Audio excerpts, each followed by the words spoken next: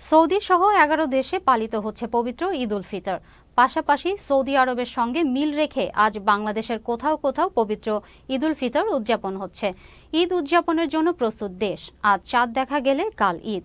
সন্ধ্যায় বায়তুল মোকাররমের ইসলামিক ফাউন্ডেশনের সভাকক্ষে চাঁদ দেখা কমিটির বৈঠক অনুষ্ঠিত হবে। এতে সভাপতিত্ব করবেন ধর্ম উপদেষ্টা খালিদ হোসেন।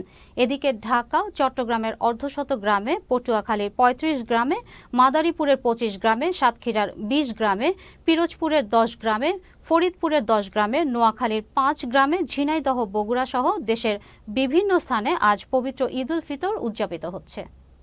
দেখে সৌদি যেদিন চাঁদ উদিত হয় তারপর থেকেই তারাও যে সময় আদায় করে ঈদ উল ফিতর এবং ঈদ উল আজহা, দুইটা ঈদই আমরাও তাদের সাথে সাংঘর্ষিকপূর্ণ করে আমরা ঈদের নামাজ আদায় করি। সৌদি আরবের সাথে মিল করে এই ঈদের দুটো নামাজ আদায় করি, ঈদ উল ফিতর এবং ঈদ উল আজহা। কারণ আমরা মনে করি যে যেখানে একবার চাঁদ দেখা গেছে, পৃথিবীতে যে কোনো প্রান্তে একবার চাঁদ দেখা গেলেই নামাজ আমাদের জন্য ওয়াজিব হয়ে যায়।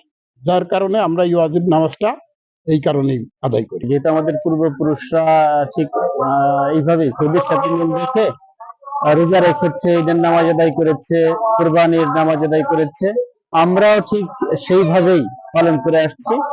আমাদের যারা আছে অন্তত পরিবারভুক্ত না, আমাদের কাটাগড়ের গ্রাম প্রায় ১২-১৩টি গ্রাম আছে বোয়ালমারী উপজেলায়, যারা সৌদির সাথে মিল রেখে ঈদের রোজা রাখে এবং ঈদের নামাজ আদায় করে, কোরবানির নামাজ ঠিক একইভাবে আমরা আদায় করি।